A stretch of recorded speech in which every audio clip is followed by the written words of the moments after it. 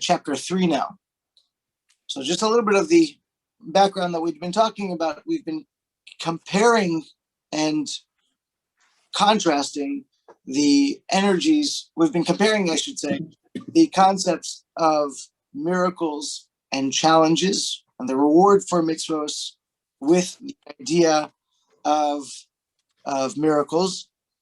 And we've been contrasting the idea of Sovev and Memale. And of course, we've said that Sovev is transcendent and Memale, it permeates, it's within. So now we're going to talk about this idea of the reward for mitzvahs that we mentioned. We mentioned that basically the two of them are comparable because the Gemara had said that a person should never put themselves in a place of danger, because either you will get a miracle and your reward for mitzvot will lessen or dissipate or something like that, or you won't get the mitzvah and you'll die or be sick or whatever it is. So we said that there's some kind of comparison there. So now we're going to understand that the comparison between the two of them, this idea of the reward for mitzvahs, is actually the idea of a revelation of Sovev, which is the same idea as a miracle, as we're going to see. That's the direction we're going here. So chapter 3, accordingly, we now understand that through fulfilling mitzvot, we draw down the intense energy of Sovev into the world. And this is the reward for the mitzvot. It is likewise now understandable why, generally speaking, we do not experience the reward for mitzvot in this world, and the spiritual effect of our Torah and mitzvot is not readily apparent. So the Gemara says, Schar mitzvah b'hai alma leka, that we don't have the reward of mitzvot in this world. Now this is interesting because, of course, you do have in b'chukotai telecho, if you follow God's mitzvahs, you'll get these things, and if you don't, then you get the other things. But there's obviously the immediate kind of reaction or receipt of some kind of benefit that is what you receive in terms of having a proper relationship with God within this world, but that's not the true reward for a mitzvah. We have to realize that there's a big difference between the there's a word I'm looking for here, an automatic kind of response from what we do that creates certain openings for us to have positivity and goodness in our world, but that's not the reward for the mitzvah. We don't do a mitzvah and then, okay, well now we're going to make a mint, we're going to win the lottery or something like that. That's not what we're talking about at all. We're talking about something much greater, because of course a mitzvah is not just something that you can swap for $1 million. It's something far, far, far greater than that. So obviously when we talk about the schar mitzvah, we talk about the reward for the mitzvah, we're not talking about a candy. We're talking about something much, much greater. And part of that, of course, is that the mitzvah is itself spiritual, and we don't necessarily feel the spiritual effect of the mitzvah in this world. Let's go to the next paragraph and I'll tell you an interesting story. It is true that when fulfilling a mitzvah, an encompassing energy or a transcendent energy impacts the person, which is why the Torah commands us to stand out of respect for anyone involved in a mitzvah, no matter their spiritual stature. But this revelation is completely concealed. The person involved does not feel that energy at all. So you're supposed to respect somebody who is osei mitzvah, anybody who does mitzvah. Stand out of respect to them. Why? It's because of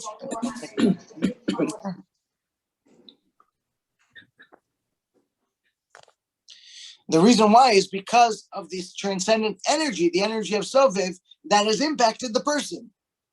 They've become involved with a mitzvah, and now that mitzvah, it imbues them with an energy, but they don't feel this mitzvah, they don't feel this energy. There are certain cases that certain people can feel this mitzvah. They can recognize the energies that a person's involved with. There's a story, I don't remember who the tzaddik was, who the righteous person was. Certainly not a Chabad Rebbe, because the Chabad Rebbes, generally speaking, didn't react to things in this particular way. But a certain person was mentioned, and this Rebbe responded, basically what it oh, terrible, don't mention that person, that's absolutely horrible. And then a half hour later, the person was mentioned again, and the Rebbe said, oh, what a beautiful person, what an incredible person. And so his students asked him, wait a second, you said before that this person was terrible, now you're saying that this person is amazing, you have all these praises. He said, yeah, that when you mentioned this person before, the person was involved in a sin. And then afterwards, you mentioned the person was then lighting their menorah, their Hanukkah menorah. And as a result of that, they were imbued with the mitzvah of the Hanukkah menorah, and it was all godly. So you obviously have this person who is capable of perceiving, to whatever degree, this idea of sovev, even in this case from a distance. You have many cases of basically somebody walking in, and like the Baal Shem Tov saying, this person has a light upon their head. They have some kind of, in the Zohar, you have stories like this as well. This person has some kind of energy. This person has some kind of light glowing about them. The question is why, and they ask them, and they find out that this person was involved in a particular mitzvah. One of the famous ones was the case of a goat herder. And the goat herder was a very simple person. And the Baal Shem Tov went to visit him. And it turns out that this goat herder was heavily involved with taking his goats and, hang on a second. Let's see.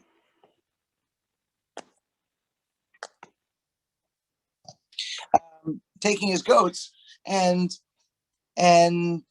making milk and cheese and giving them for free to people who were sick.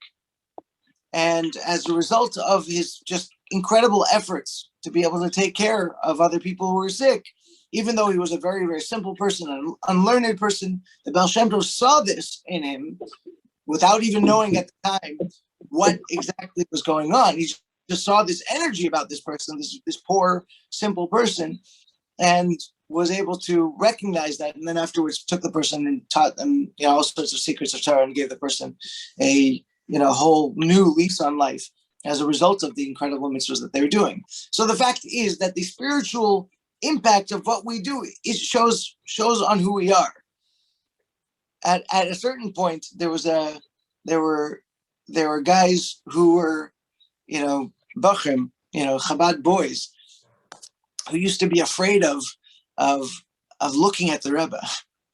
They used to, basically they didn't want the Rebbe to look at them because they're like, look, the Rebbe is going to look at me and see, what I'm involved in. He's going to perceive my sovev, so to speak. And they were very afraid of that. That was one of the interesting things that I've heard in terms of memories of people growing up in the 50s and 60s. When there was close proximity to the Rebbe. And this is because of this idea. But the person involved in the mitzvah doesn't feel that energy at all. And so the Rebbe takes it to the next level. Next paragraph. It is also true that the sages tell us that one mitzvah brings another in its wake. Mitzvah goreret mitzvah, and also avira goreret avira. The meaning of this is that when fulfilling a mitzvah, even a person's animal soul and corporeal body, sorry, I'm missing an E there, I think, are caught up in the experience and then desire to fulfill more mitzvot. So one mitzvah brings the person to another one because you're like, okay, that was actually not so bad, and that was actually enjoyable, and so therefore I'm interested, in continuing this process. So even the animal soul is interested, but still the person does not truly grasp why he wants to fulfill more mitzvot. It's just that the mitzvah pushes and schleps him along to the next mitzvah automatically. But again, this isn't a true open revelation. So yes, there are certain feelings that go along with the mitzvah, and we do have certain recognitions or certain, kind of eureka moments, if you want to call it that, that are involved when we do a mitzvah sometimes, but that's not a proper revelation. It's not a complete revelation, because that true and absolute revelation can only happen when the world is capable, or in a space where there's a capacity of drawing Sovev into this world, which is not what we see right now. And that's, of course, what we're going to discuss. But it's not just about this world, it's even about the higher worlds. But the fact that this impact is not experienced in a complete manner is not just true within our corporeal world, but even in the highest of spiritual worlds, Atzilus.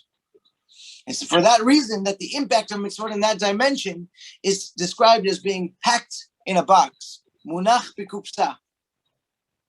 This is because, as spiritual and godly as it is, even Atzilus is a defined world, and as such, it cannot handle the energy of Sovev. So when we do a mitzvah, we draw or we tap into the energy of Sovev, but we cannot reveal it, no matter at what stage or spiritual state we're in, even in Atzilus, because in Atzilus, it's everything in Atzilus is absolutely godly. There's no differentiation between godly and not godly in Atzilus. But still, it has definition, has limitation, as right, as left, as chesed, as gevura. It has depth. It has up and down. You have chachma, which is on the top, and you have malchut, which is on the bottom. So all of that limitation means that Sovev cannot react within it, because Sovev is, of course, something, as we said, which is beyond limitation. So we're saying that when we talk about this idea of schar mitzvah b'hai alma leka, that in this world there is no reward for the mitzvah, we're saying that Sovev cannot relate to this world. And when we do the mitzvah and we're able to tap into the level of Sovev, we're not able to truly appreciate it within this world. That's the situation as it is right now. But when Mashiach comes, the entire system will be completely changed. And that's why we continue. We say it's only in the Messianic era about which the Torah states, and the glory of God will be revealed. V'nigle kvod havaya, kvod Hashem, v'nigle, there will be actually a revelation of kvod Hashem. The idea of glory, of honor, is something that's transcendent. It's not something that is applicable to something specific. Let's say you have somebody who's very honorable. Let's say a king or a person of immense stature. You can't say about this person, well, his arm is very honorable, but his ear is not. You can't split the person into different levels. The idea of honor, the idea of glory is something that transcends. It's about the entire system. It's about everything. It's not about anything specific. And so therefore the verse says, and the glory of Hashem will be revealed. And so that's referring to Sovev, which is something transcendent. And that's why we say when Sovev, and even higher, the essence of God will be drawn into this world, and we will truly be able to perceive the results of the mitzvot. So it's only when Mashiach comes that we'll be able to get the totality of it. So are we given blessings for doing what's right and doing mitzvot in this world? Yes. But those blessings are very, very temporary, and they're just like kind of, tossing candy at us, so to speak. But the true revelation, the true understanding, and the true perception of what's going on and what we did and what we were able to accomplish, that can only happen when Mashiach comes. Why? And that's why he says, this is because at that time, the purpose of creation will be attained, God's total dwelling in the physical world. When God created the world, God did not create the world for Atzilus, for the spiritual worlds. God created the world to be able to have a revelation in the opposite of godliness accomplished by creation itself. And this is the idea of dira b'tachtonim, that the idea that's quoting from the Medrash, that the idea dira polemata, that we have to that God wants to dwell here. What does that the idea of God dwelling in this world mean? Well, there's a big difference between how we act in certain places. When we go to the business, the office or something like that, we behave in a certain way. When we're in a store, we behave in a certain way. And when we're at home, we are truly ourselves. And this is where we can kick back. This is where we're able to let our hair down, so to speak. We don't have to think about anything else. This is where we truly are. And if we don't feel that way at home, there's a problem. There's a problem that needs to be fixed. God wants to be in this world, not in a way of concealment, but in a way of open and total revelation, in such a way that he feels at home in this world, that he feels comfortable, that God can, so to speak, let his hair down. That's the idea. But that can only happen when he's brought, so to speak, into this world by this world becoming a vessel to total and absolute godliness. This is an ongoing process. So every single time we do a mitzvah, we are perceiving the purpose for which God created that particular object or that particular circumstance. And through that, we draw godliness into the world. When we draw godliness into the world, it doesn't mean that godliness is distant and we bring it here. It's that the truth is that everything is godly, but we crack open the facade to be able to see that this situation is totally godly. A citron is just a fruit. But when we pick it up in a certain manner, along with the other three species on Sukkot, we are revealing the godly purpose of that fruit and of those four species. We are recognizing and we are breaking into the recognition that this is godly. Go ahead, Mrs. Resnick. Does it make any difference whether we do a mitzvah for a Jew or a non-Jew? Does it make any difference to God? In terms of charity, no. Okay. In terms of other things, it really depends on the circumstances and what's going on. But, with regards to that, the exact kind of levels of godliness and everything like that, I'm not going to pretend that I know, I can measure anything up. Ultimately, it's really up to God to decide, what goes on. And that's really, really important because we're talking about Sovev. Sovev is the great equalizer, like we said. Everything is beyond. And so therefore, when we look at it, it's impossible for us to be able to tell what's the difference between something great and what's something that's not great. For me, avoiding a cheeseburger takes absolutely no effort. It's just not something that I care about, right?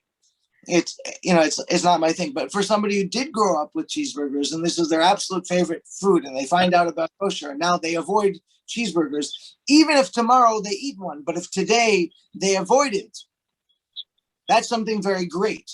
Yeah. So it's really a level of consciousness is what you're saying.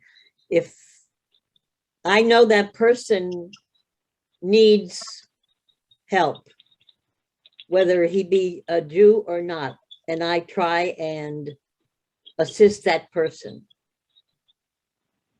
Yeah. Yes. Yes, and we don't know the ultimate answers. We don't know ultimately what we're able to do.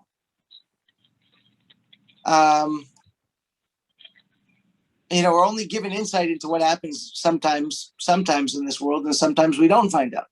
I just found out the other day, I spoke at Chabad at St. Petersburg, Florida, and I just found out there's one of the participants in the class said that I had visited his mother when she was in the hospital. And apparently, and I don't remember much of this at all. I remember going to visit her, but I don't remember what happened in the visit or anything like that. But apparently she was giving up on life. And I came in, I visited her, and I cracked jokes with her. And apparently afterwards she decided that, I guess I will live. And she lived till she was 96, and she passed away just about a month ago. So I had no idea. And I didn't even think that this was going to be a big deal.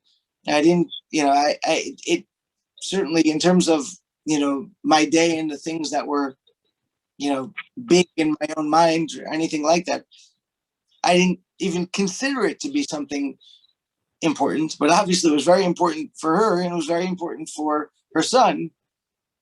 And I guess I did what needed to be done. I don't know. You know what I'm saying? That's what apparently they say. So it's remarkable when that happens, and sometimes we don't know the ripple effect of our mitzvah. But that's even within this world. You know, God having a fuller picture has even the greater perspective on it. And with regards to the actual effect and spiritual impact, it goes even beyond this person's 10, 12 years, whatever it is that she lived afterwards. And it goes into much, much, much greater places. That visit to her, I'm not going to pretend that it was because I, had, some great insight into it. Somebody asked me to visit his mother, so I did. That was it. It just happened to be that now it found out that the impact was much greater than I ever imagined it was. And that's a little bit of a thing, but what we're saying is going deeper into it in terms of the actual core concept of God's creation of the world and the purpose of creation within the world. And with regards to that, we simply don't know what's going on, on the deepest of levels. Sometimes laughter, when someone's in the hospital, laughter is the most important thing. That true. Very, very true. Let's see. There we go. So that's the reason why that when Mashiach comes, we'll be able to perceive it, because at that point, the entire system will be godly. Godliness will be, the world will be a vessel for godliness. This will be God's home, so to speak. And so therefore, we will be able to perceive Sovev even in this world. And so we go back into the idea in the final paragraph in this chapter. So this incredible accomplishment, the idea of God's total dwelling in the world and that happening through mitzvot, can only happen through Sovev. Because, going back to Memale will always relate only to one particular level. In other words, even when someone refines the crass materialism of his world, in other words, when a person works on themselves to the point that they are able to no longer be pulled after mundane desires, they're no longer, their animalistic tendencies no longer drive them because they've worked on themselves more and more and more and more. So that's incredibly important. That's very much an essential purpose of every single one of us. But even when somebody does that, the impact it makes in this world is in no way comparable to the impact it makes in higher worlds. So in this world, it looks one way, but in the spiritual levels, as you go up, it has a greater impact and a more broader impact in higher levels. On the other hand, Sovev does not work that way. Each receives in accordance with its spiritual quality and perception. So when a person does that, so let's say take the cheeseburger example, in this world, the impact is minimal. You just didn't eat the cheeseburger.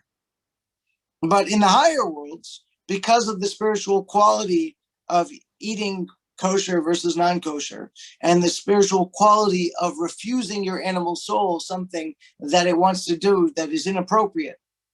So because of that impact is greater the higher it goes up into the spiritual worlds. But when Sovev is drawn down, it does so in an utterly equal manner because of its own characteristic of not being able to be defined by any receptacle, no matter how lofty. Rather, as a result of someone's divine service, the Sovev light will rise and thereby shine even in this physical world, particularly because this is where the work was actually done. At the end of the day, this physical world was the primary purpose for all creation, including the highest spiritual dimensions. So at that point, Sovev will be able to be revealed in all worlds equally because of this world, because the struggle was specifically in this world. There's no novelty of having a great revelation in Atzilus. There is, of course, a novelty of having Sovev revealed in Atzilus, but not because of Atzilus, because Atzilus by its nature is godly. On the other hand, this physical world is physical. It's not godly. That's what we experience every single day. Our precisely physical, material, corporeal things. That's exactly what the challenge is. And so therefore, the revelation of Sovev and even the essence of God within this world is not just about this world, but the entirety of creation, the entire system of creation, which was created for this world. And so therefore, the impact impacts all worlds equally because of this world. It's a very, very intense idea, but it brings to life a completely separate concept, and I just don't want to get into it completely, but this is the reason why there will be a resurrection of the dead. It's brought down in a different mimer, a very, very famous mimer, where the Rebbe explains the whole idea of the resurrection of the dead. Why do we need it? What's it for? And the answer is that for a soul to receive benefit in the higher worlds as they are, that's very nice and good. But at the end of the day, where was the struggle? The struggle was here. What hurt when it needed to go through some kind of process in order to be able to do a mitzvah? What found it difficult? Who had the headache on Yom Kippur? You know what I'm saying? The body. The body had to go through the actual struggle. So at the end of the day, the soul receiving its benefit and everything like that, that's commensurate with the soul being the soul. And that's, of course, very, very, very important.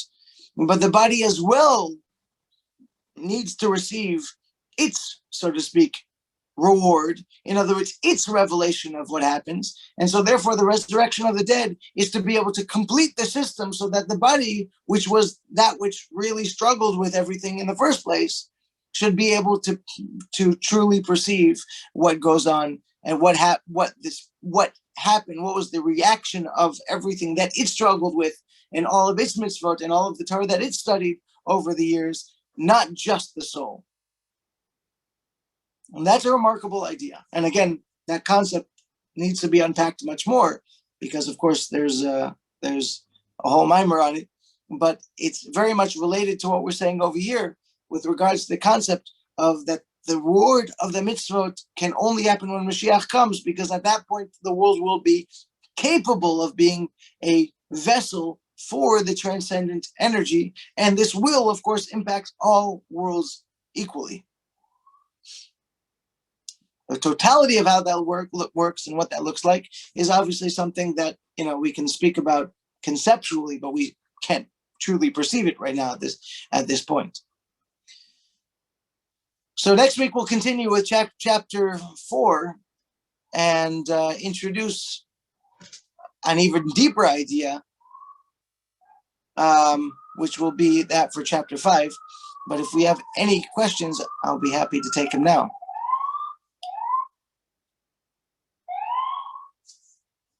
All right. I want to wish you guys a wonderful, wonderful week, and God willing, we'll see each other on Wednesday. Great. Rabbi. Thank you, Rabbi. Thank you, Thank you. Rabbi. Bye-bye. Careful. Pleasure.